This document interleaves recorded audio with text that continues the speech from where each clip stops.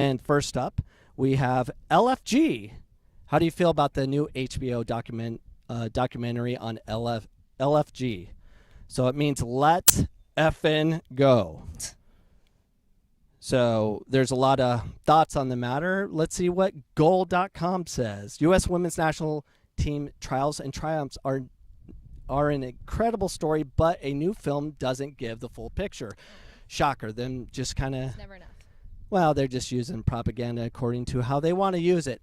To be honest, I haven't watched much of it. I'm just reading reviews. I'm going to because my friend Jessica McDonald's on it. The only authentic part of it, and that's how the media is reporting. So they love Jessica McDonald, but Megan Rapinoe or Rapinoe, I don't even know how to pronounce her name. Is it Rapinoe or Rapinoe, Ryan? Rapinoe.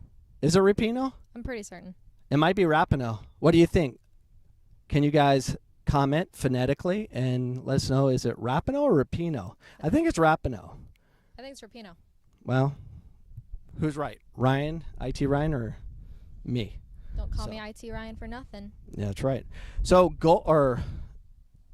from the Washington Post, I believe, they say U.S. Soccer laid out their argument for in a 17-tweet thread on Twitter, saying, in the new movie LFG, there is a concerning level of dishonesty about U.S. Soccer and the U.S. women's national team compensation that we feel we must address. They're basically attacking their lawyer, Kessler. Kessler claims that merely for showing up and playing a game, the men get more per game than the women. The facts, the men and women teams are represented by different unions and knowingly requested and agreed to different compensation models. Read one of the tweets from U.S. Soccer, which is true. We all know, for the ones that pay attention, the U.S. Soccer on the women's national team, they have their own side to it. They have their lawyers and their women's organization. What is it again, Brian? This One Take podcast. I'm already screwing it up. USWNT. No, well, that's a U.S. LFG. Women's national team. What's your question? Well, so they did a collective bargaining agreement. So they have their lawyers petitioning, and the players agreed on the women's side to a contract. They signed, and they went for it. Well, the men's on the other side agreed to what they did, 2 different contracts. So as far as equal pay and all that stuff, which we'll, I think, talk more a little bit later, but it's all based on what their agreements were. And that's all U.S. Soccer is stating. You agreed to this, had nothing to do with equal pay. It just, you agreed to it. And to find out, Ryan, we need to find out, and maybe we can put an overlay in the editing part. We're not going to edit any of this, but we want to put on flying screens and stuff to document what we're talking about. But apparently the U.S. women's national team is paid. Our team is paid more than a lot of men's teams throughout the world.